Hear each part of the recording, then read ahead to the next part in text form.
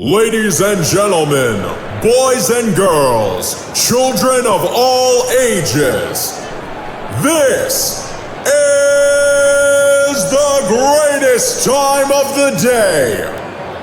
From the center of the universe, New York City, it's the main event you've been waiting for. It's time to go in the cage with CYCLONE.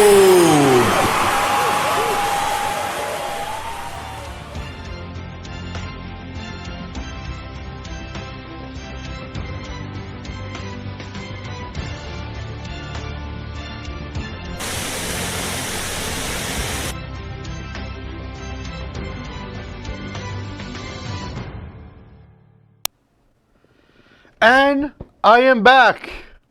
I am not sick. Boy, I'm telling you guys, last week I was ready to go, ready to rock. The show was prepped. Took my midday nap, woke up, and I don't know how that viral bug got into my house or into my system, but it knocked me the F out. Oy. But today is a beautiful Monday. Still a little bit too warm for me. I kind of like it in the 50s. But wow, the summer is flying by. Thank God. Fall is almost fall. Winter, fall, whatever. The next season is almost here. That's what I'm trying to get at. Guys, oy.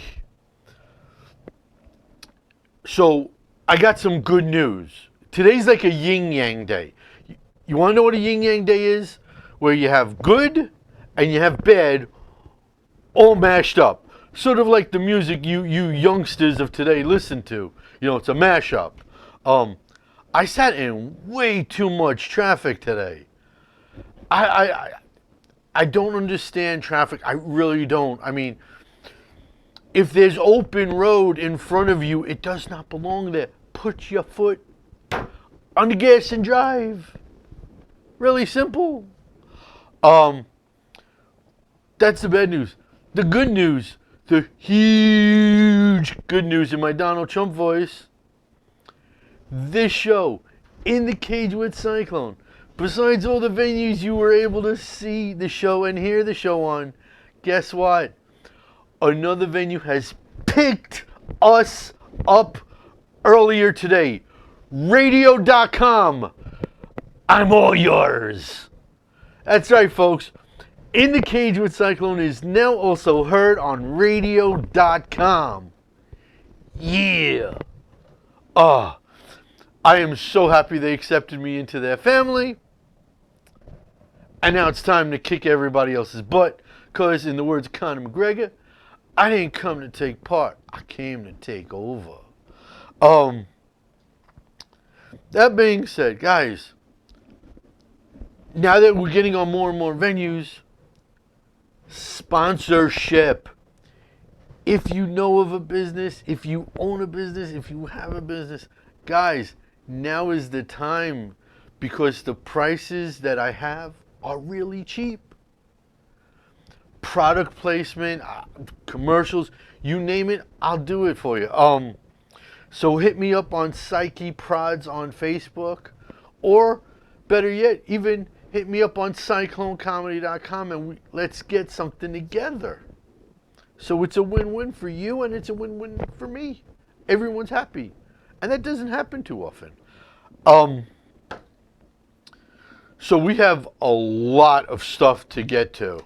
I mean, across the board, all three sports, boxing, MMA, and wrestling. Obviously, yes, they be in SummerSlam. So, we're going to kick this giant shing-ding party off right after this.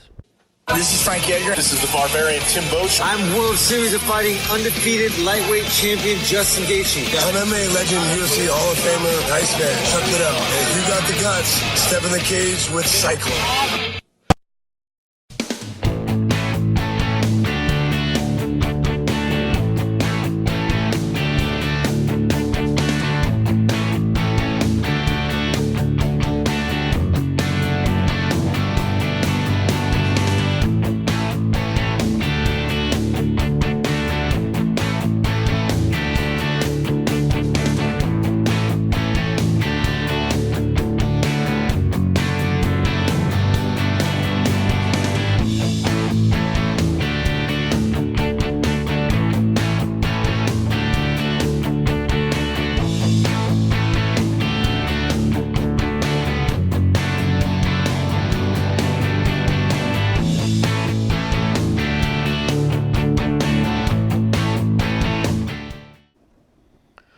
All right, so let's start in the sweet science, all right?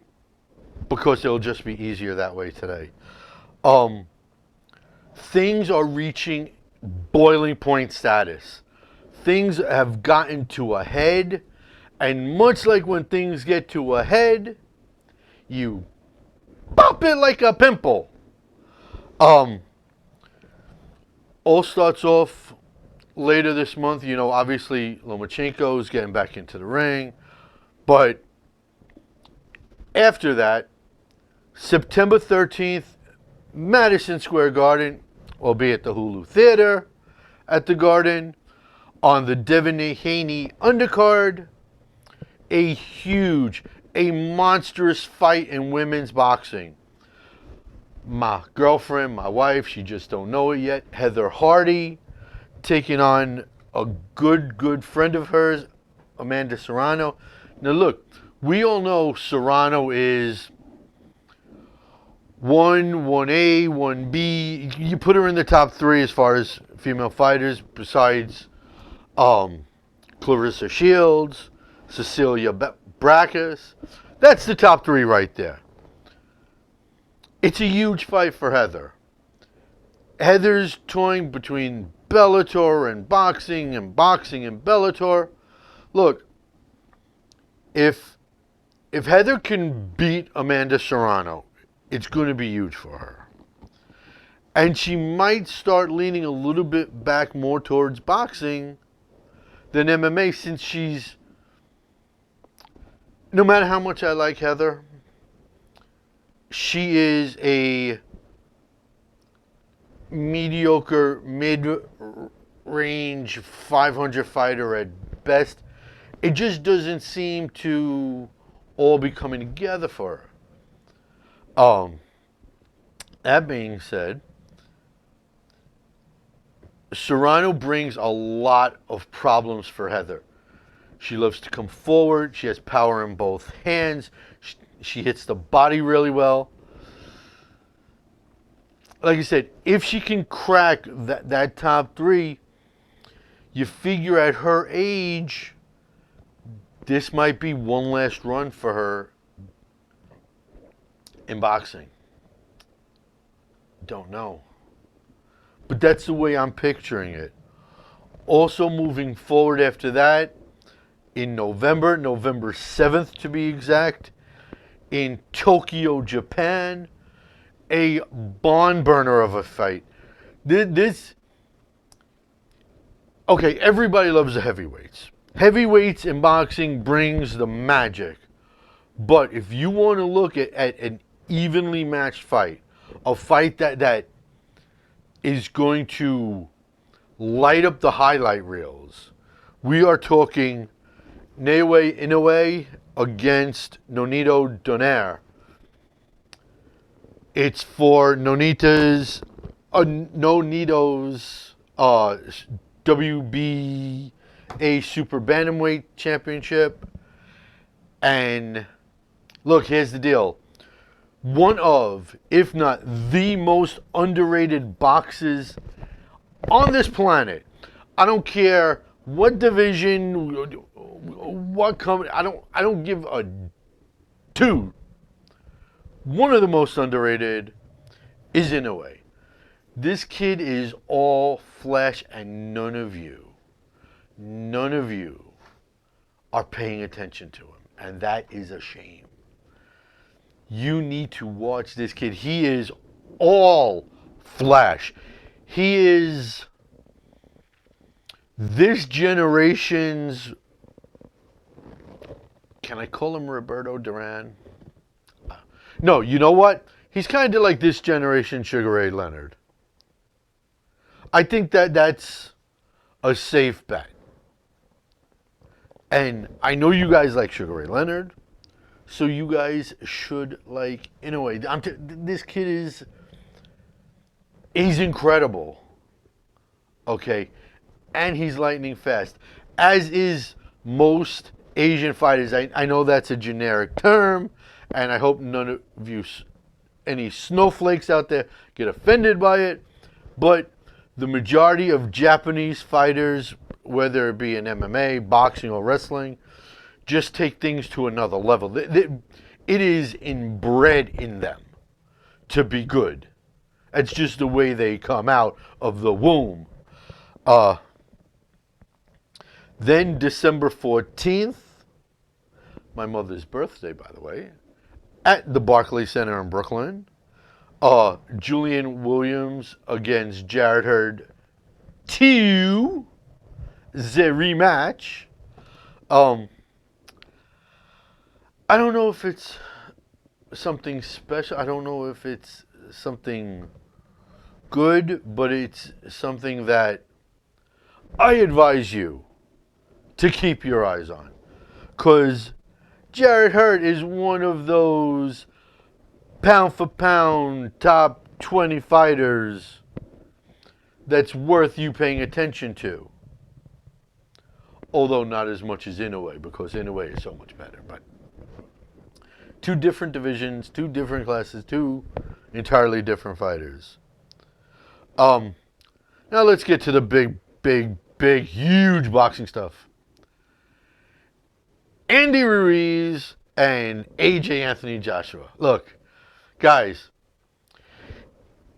if you want to know why they're fighting in Saudi Arabia, of all places, for God's sakes, it goes out like this.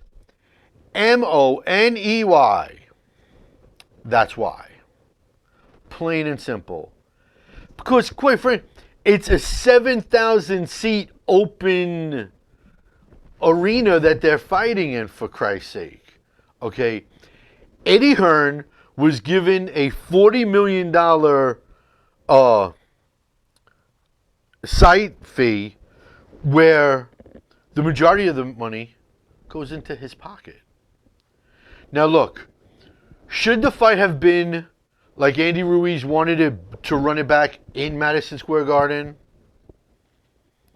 Me living in New York, me being here and the fight being here, I would love it just for selfish nature. But the fight, technically, in my heart of hearts, I know Andy Ruiz didn't want to go to the United Kingdom, but that's where the fight should have been. You know, once here in the States, once in the UK.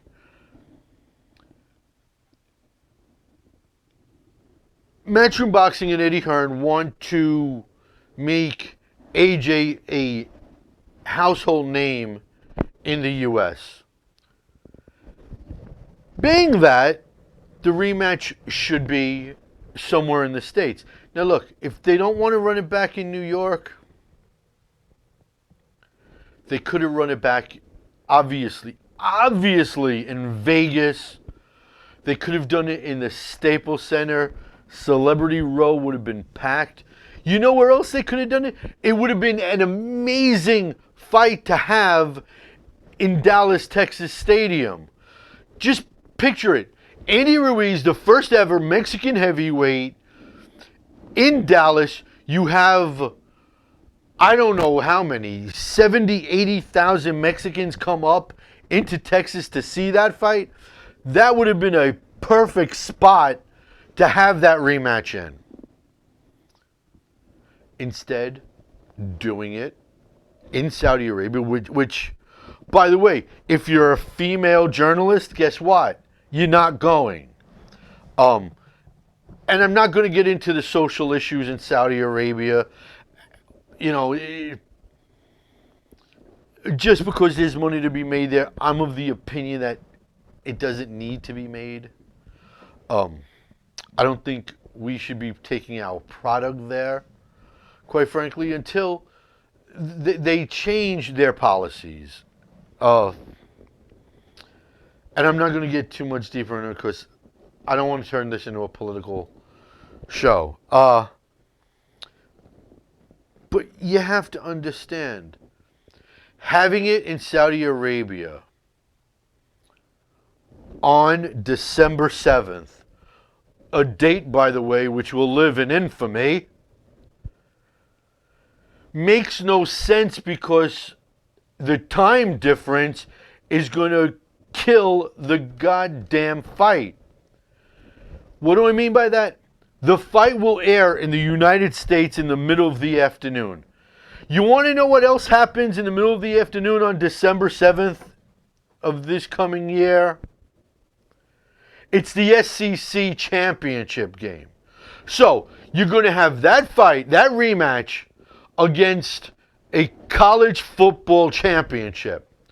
What do you think most people in the United States are going to watch? Now, yeah, I get it. The big fat guy beat the chiseled athlete. Guys, college football against anything loses. That's just the way it is. It is a bad booking. It's a bad time. You want to say, okay, we need to have it there? Okay, fine. We need to have it there. At that time, really? It is a total screw up from start to finish across the freaking board. And speaking of screw ups from start to finish, that's what in the business you call a segue. Triple word score in Scrabble, by the way. Dylan White. Dylan White, you mess up of a human being. Although granted, you're not as screwed up as Jarrell Baby Miller. Dylan White, obviously, as you all remember, popped, had his opportunity against Deontay Wilder go, as in Sync sang, bye. VADA tests the B sample, and it comes back clean. I can assure you,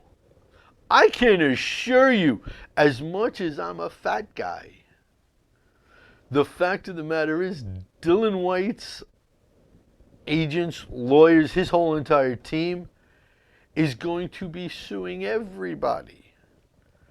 They took the opportunities away from him before the B sample got tested. And quite frankly, I don't understand how an A sample you pop for and a B sample you don't. Because if you don't know, when you pee into the jar in front of the member of, in MMA, in the UFC, USADA or VADA or WADA or any of the drug testing companies, you have to pee in front of the rep to make sure you aren't cheating. It's one cup you're peeing in. How does half of it come back hot and half of it not hot? I don't know how that's possible. And you know what? Now that I'm thinking about it, I think I know somebody that can explain it to me. And I think I might reach out to him to either maybe come sit here or even call in. There's somebody who I'm thinking that is deep in the game that can maybe help me out with that. I think I'm going to reach out to this particular person. I think so. Anyways, continuing down the line of boxing, Bare Knuckle FC 7 was this past weekend in Biloxi, Mississippi, which, by the way, seems to be the unofficial home because 4 of the 7 cards have been in Biloxi. In a co-main event, the Vanilla Gorilla, Chase Sherman, formerly of the UFC, finally reached his potential and became a champion. Winning a unanimous decision over Arnold Adams. And here's the thing about Chase, while he's been in BKFC. And it's a very smart lesson that he's learned. You cannot, in BKFC, in bare knuckle fighting, just stand there and go shot for shot. It's a way to get yourself killed really fast. It's hit, move, and don't get hit. And he's finally starting to realize that, and in front of his home crowd, got to become a champion, which is something everybody wants. I know it's something I would personally kill for, to get an award in front of my New York home crowd. Which just, by the way, keeps my competitive nature going and going and going. What else?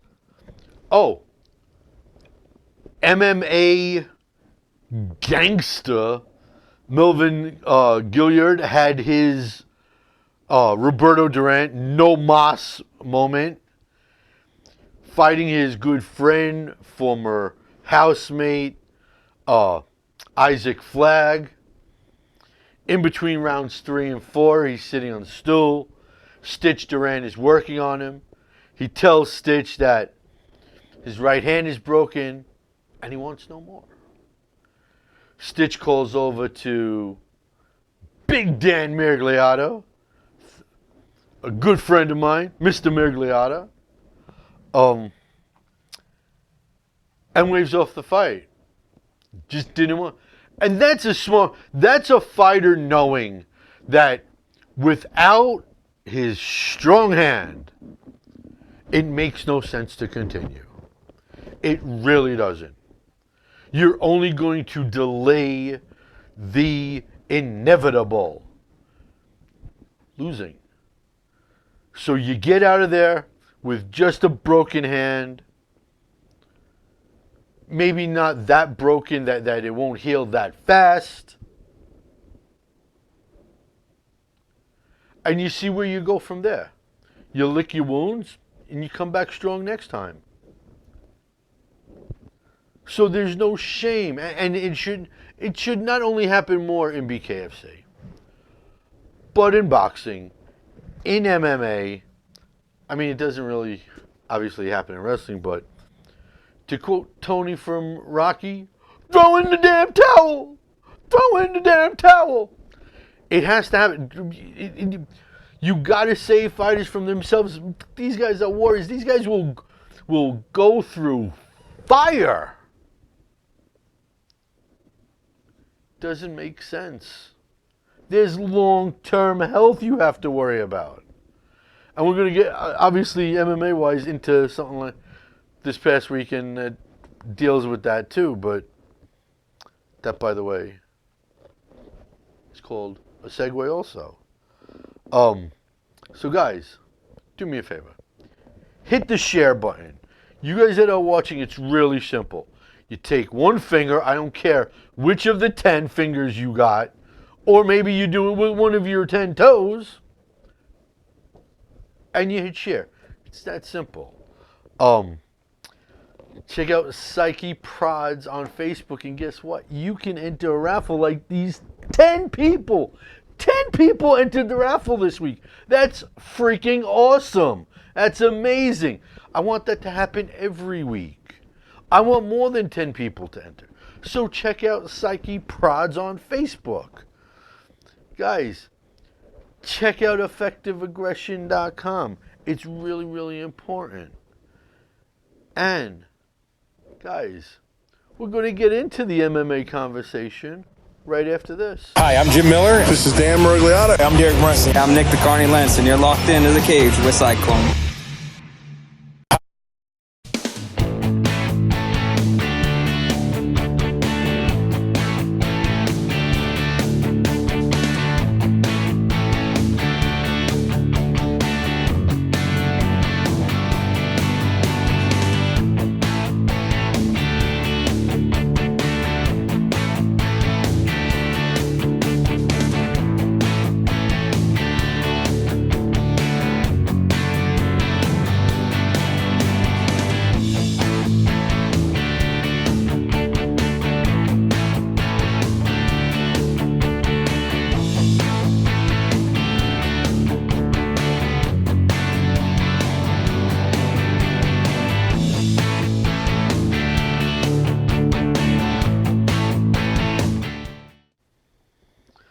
Alrighty, guys.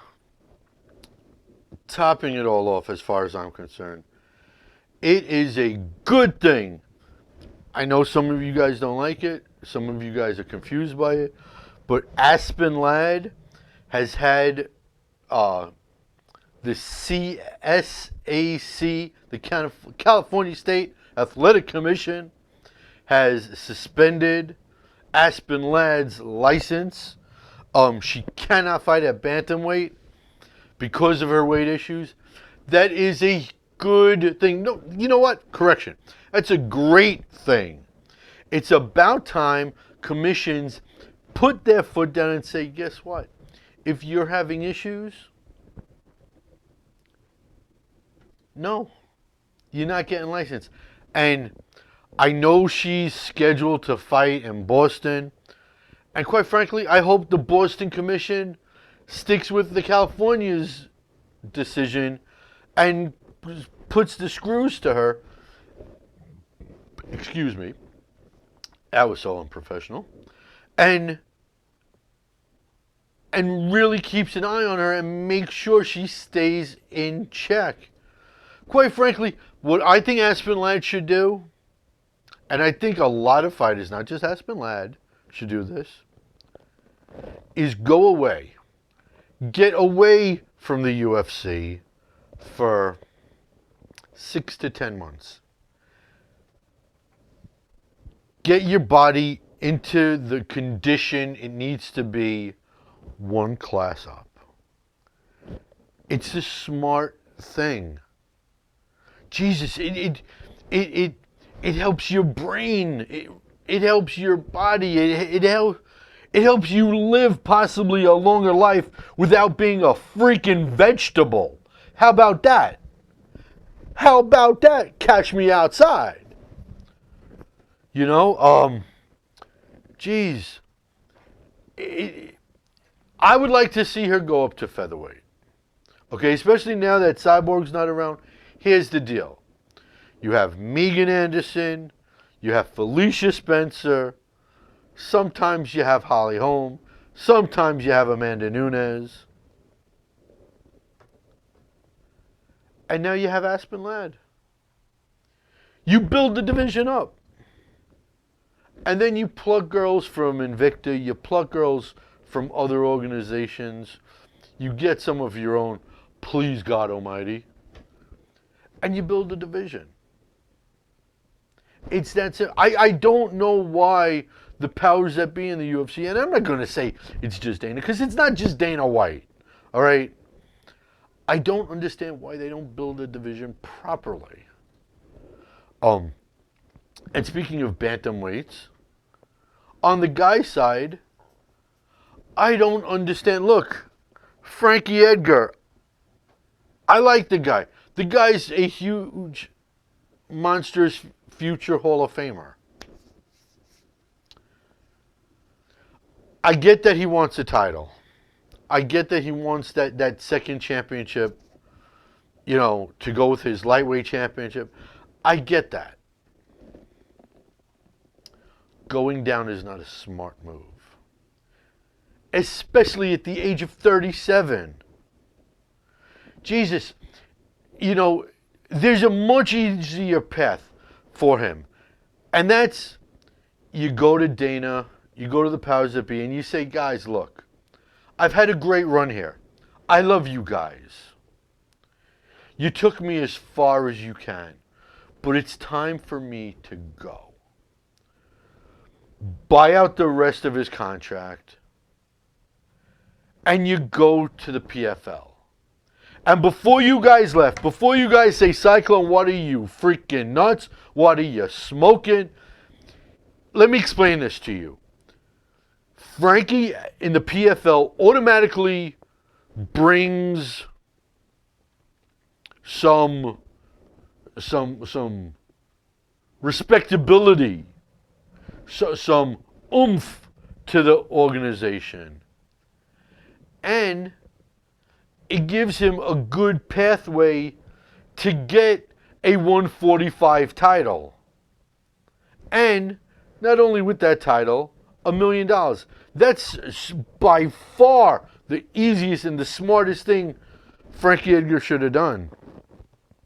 Now look, he's somebody that doesn't want to fight teammates, and I can respect that. But here's the deal. At 145, he has Zabit. At 135, he has Marlon Moraes.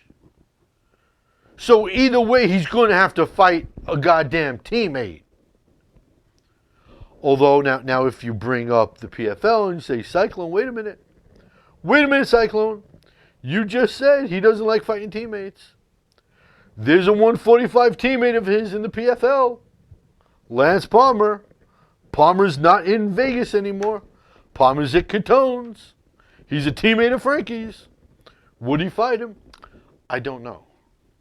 But it would be a lot smarter if Frankie stayed at 145. If for no other reason, he's 7 years old. The older you get, the worse it is. I'm going to talk really fast about the card this past weekend. Look, Vicente Luque obviously rearranging, putting Mike Perry's nose in the back of his head. I'm telling you guys right now, do not expect Platinum Mike Perry to ever be the same. What he did to his nose is going to affect him for the rest of not only his career, for the rest of his life. And yes, I get it. It's not the same as Thiago Santos' injury. He'll come back. I mean, he's on a 6-month suspension right now, Mike Perry. I get it. But the fact of the matter is, when your nose is that smashed,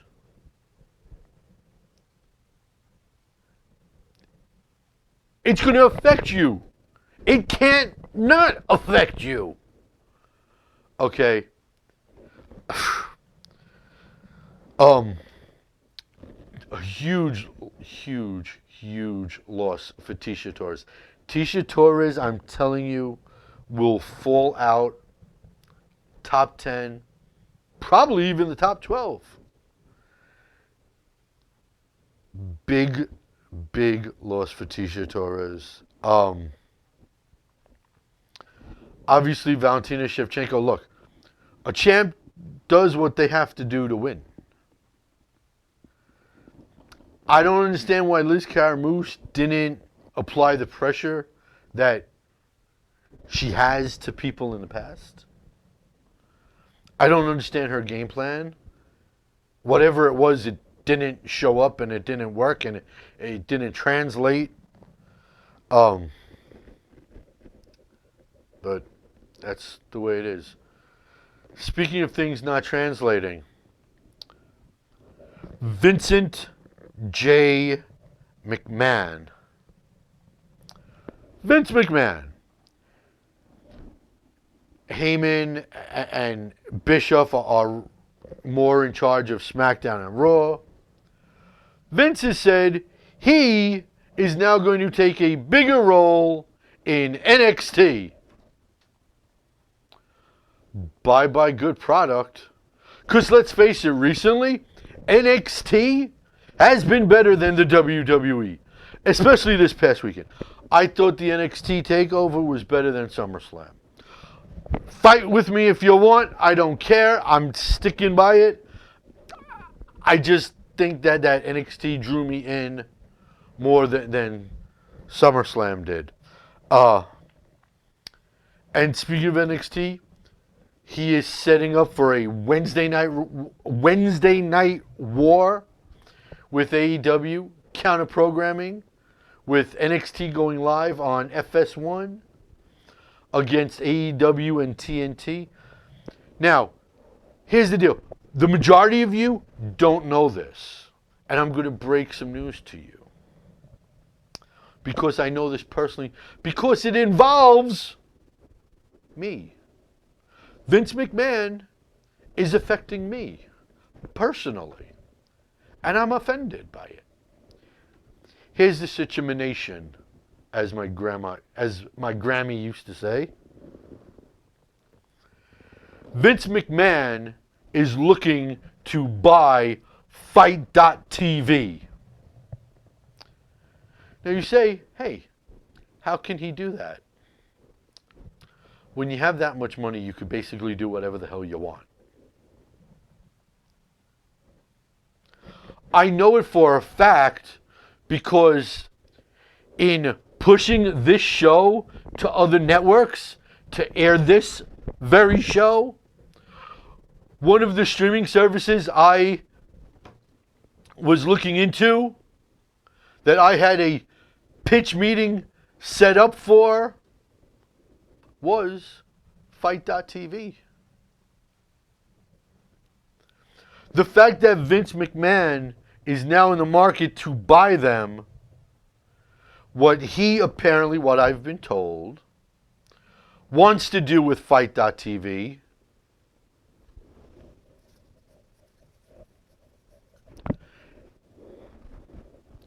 is crumble it up. Now he wants to do that because he's tired, obviously, of competition nipping at his heels. Ring of Honor, what the hell else is there? Impact Wrestling. I think Lucha Underground is on Fight.tv also. If you take that streaming service away, or if you own them, you can up the prices that they have to pay to air on your network. Now, what that means for all the MMA indie organizations that air on Fight.tv, that I don't know. But I do know that he wants to crush all his indie wrestling competition, and he wants to buy them out right from underneath their tootsies, as my mother would say. For those of you who don't know what tootsies are, I'm not talking Tootsie Rolls, I'm talking feet. That's what's looking like it's going to happen. Now, as far as this weekend is concerned, like I said, I liked NXT Takeover better than SummerSlam. Velveteen Dream, I mean, look, I've always been a fan. Retains the North American Championship. Does what a champ does. I mean, I would like to see Velveteen Dream be in with the big boys, but quite frankly, the writing with the big boys sucks lemur tushy. And they I don't think they would know what to do with him. I like the mayhem between Cole and Gargano. I mean, Jesus Christ. That springboard elbow that Cole threw. That's sweet. I love good mayhem. When two great wrestlers, when two solid athletes can tell a story and get you sucked in, there's really not that much better. Okay, and I get it. There's obviously a difference between, MMA and boxing and wrestling. The fact of the matter is, great athleticism between those two. Cole is incredible. Cole is a standout performer. And I enjoyed it. Now, as far as SmackDown is concerned, SummerSlam is concerned, let's get into it. Okay? There are more. Hey, Rudy Asher, finally. Hey, Don D, Jesus Christ. Hello, Don D. Welcome aboard. Thank you for coming. Don, where in the world is Susan Walker? Is she playing with one of her dogs right now? You got to go find out, Don D. Anyways, Well, whatever the lucha is, Rudy, Jesus, he would only be. By the way, Velveteen would only be buried because of the bad writing. They wouldn't know what to do, with him. Let's get into everything I hated about SummerSlam. And it's the same thing I've said about bringing Hogan back a million times or bringing Taker back. I don't like it. That includes someone who I love, who I had a friendship with for a while, Trish Stratus. No, I get it up in Toronto, it's her home, you bring her back. Hey, Ivan, I'm talking about Trish in Canada and Nova Scotia. By the way, Ivan, you guys, as a Jew, I got to tell you, you guys have the best locks on the planet, is Nova Scotia locks. As a matter of fact, when I go home, I'm going to have about a half a pound with scallion cream cheese in an everything bagel, not toasted, because that's what good guys have. Anyways, I didn't like Edge. I didn't like Trish Stratus. I sure as hell hated freaking Goldberg. What the hell? It makes no sense to bring these guys back. Stop it! Please! If you can't handle it with the young guys, if you can't give good writing to the young guys, just bear it. Just grin and bear it. Just push through, for Christ's sake. Stop bringing the old guys back. I don't need to see this. I don't want to see this. No. Kofi and Randy Orton, a double count out, really? Really? That's a waste of my time. That's what, 10, 15 minutes out of my day I'm never getting back? That's robbery. That is absolute robbery between those two. You didn't want to give Kofi a clean win? You didn't want to give Randy a clean win? All right. A double count out? Really? What the hell is that? That's like kissing your sister. Now, granted, some of you might like that, and it's good on the porn channels, but in real life, no. That's not good. I don't like Seth Rollins beating Brock Lesnar. There is no way on God's green earth someone the size of Brock should ever in a million, billion, zillion years ever lose to an injured Seth Rollins. I don't get it. And plus, quite honestly, now that Cain Velasquez is wrestling, which, look, it is what it is, folks. Cain's going wrestling now.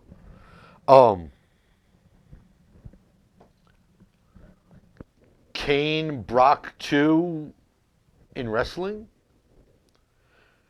Now, I don't know if Brock would allow himself to lose to Kane. I definitely know he wouldn't allow himself to get punched in the face for real. But Brock should never lose. And as much as I hate Brock Lesnar, he should never lose to Seth Rollins. Brock Lesnar needs to just tear through everybody always.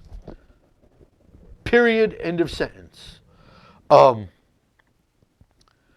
don't, you know what? I think I'm the only person in America, and Rudy Asher, if you're still watching, I'm sure you're going to chime in. I think the Bray Wyatt, the Fiend gimmick is absolutely retarded. And yes, I said it's retarded. I don't get it. What the hell? It has no meaning. It makes no sense. Explain it to me, Rudy Asher. And I mean explain it to me now, not when I see you to give you your prizes that I owe you. If you ever answer your phone, by the way. I think Ember Moon. I just pooped all over the WWE, all over SummerSlam. You want my one highlight? Ember Moon. Ember Moon raised her level, raised her status in the spotlight, in game time. She showed up, and she kicked. Bernard, you should always agree with me because I'm always right. Anyways, Ember showed up. She is. No, it was not good, Rudy. It was horrible. Horrible. Terrible. Terrible. That's what it was. And once again, Rudy, that Fiend gimmick is stupid. But like I said, to me, the one highlight was Ember Moon. So, guys, do me a favor. You guys are all watching. Click share. Come on. Bernard, listen, Bernie Joseph Greeny. Take one of your 10 fingers. Click share, bro. All right? Please. I don't ask for too many favors from you. Just click share. Anyways, gotta notice on something. So it's almost that time. So we're gonna head to game time right after this. I'm Dennis Bermudez. Hi, I'm Creepy Ian McCall. Yo, I'm Kelvin Gastelum. This is Mark Goldberg. Yo, I'm the world's most dangerous man, Hall of Famer Ken Shamrock, and you're getting tapped out in the cage with Cyclone.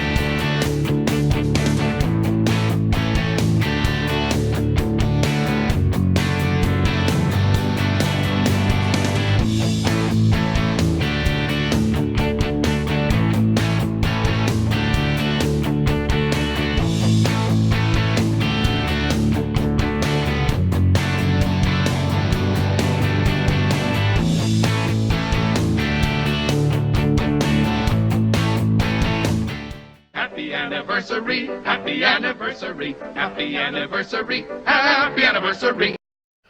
All right, really fast. 2 birthdays today, only 2.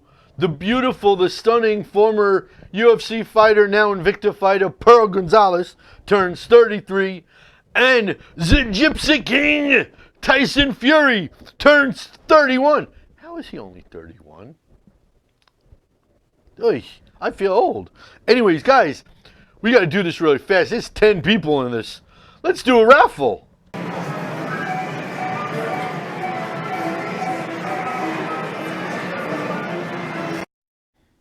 Alrighty, ladies and gentlemen, question number 1 comes from Rudy Asher. And by the way, no, the entrance was not great. It sucked.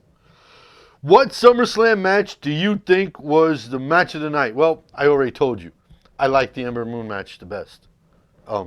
There's your answer. Question number 2 comes from John Lynn. Should fighters not be allowed to compete with trace levels of banned substances, aka John Jones, Sugar on O'Malley? Technically, it's still in their system. No. I'm someone, if you have anything, no. No fighting, no ranked, no gold, no pound for pound, no nothing. That's how I feel. Number 3, Jason Hatcher, who, by the way, won the Conor McGregor 27/40 poster. When is the UFC going to make fighters fight in weight classes they're natural to? Never. Never, ever going to do that. They're always going to let the fighters choose. And the fighters, by themselves, are always going to choose wrong, because that's what fighters do. Fighters don't think. Fighters fight. Question number 4 comes from Storm Estes. How do you see... I can't see anything right now. How do you see the Colby Usman fight playing out? Wow, I think it's too early to tell. The two of them are mirror images of each other, except Usman has more power. Usman has more paths to victory, if you will. Right now, I'd give a very slight edge to Usman, but that could change. Probably will change. Back and forth 100 times over. First time question person, Monique Creado. I hope I'm saying your name right. Monique, from beautiful sunny Florida. Hope everything is well by you. Seems in this sport, when after a fighter loses more than once, their fans following drop. Why doesn't happen in other sports? Remaining undefeated is nearly impossible. You can learn a lot from a loss. Well, yes. Well, I'm very sorry, Monique. Okay? I apologize. You can learn a lot from a loss, but it doesn't happen in other sports. Ask Met fans how that works. Ask Eli Manning. Eli Manning throws a pick for the last 3 years. They're ready to boo him out of MetLife Stadium. It happens in other sports. Why does it happen? Fans are fickle. That's the one thing I can honestly say I now see as a reporter. I got it right. Hey, yo, look at me. Raise the roof. Yo, ho, ho. My ex-girl's a ho. Sorry about that. That was just low and uncalled for. Riffest, Susan Walker, number 6. Should Masvidal fight Leon and not wait for a title shot? No, Masvidal should fight whoever is next for him. Number 7, Brandon May. Should there be a trilogy between Nunes and Shevchenko? No, not after this last fight with Shevchenko. Number 8, I got to fly through these. We're running out of time. Kenny Hodgkins, number 8. Do you think Ngannou gets the winner of Stipe? Yes, he has to. That's the next fight. Question number 9, Don D. Cross promotions, I want them. What are your opinions? Well, everyone who knows me knows I've been singing the praises of cross promotions for years and years and years. I love cross promotion. Everybody should be cross promoting. And question number 10 comes from Bernard Joseph Green. Whoever wins between Stipe and DC, do you think either way Volkov will get the next title fight? No. Next title shot has to be Francis Ngannou. Now, because I was sick last week, 2 winners. We're going to do this really fast. Winner number 1 is number 4, Storm Estes. And winner number 2, really fast, number 9, Dundee. Congratulations, folks. Listen, guys, this week, remember, guys, watch the Psyche Prods on Facebook for the UFC 241 raffle. Until next week, Cyclone saying, just because all of you guys are not athletes doesn't mean you guys cannot be athletic supporters. Keep it right here on Strong Island Television for the Newman Show. The big guys in the house. Bye-bye.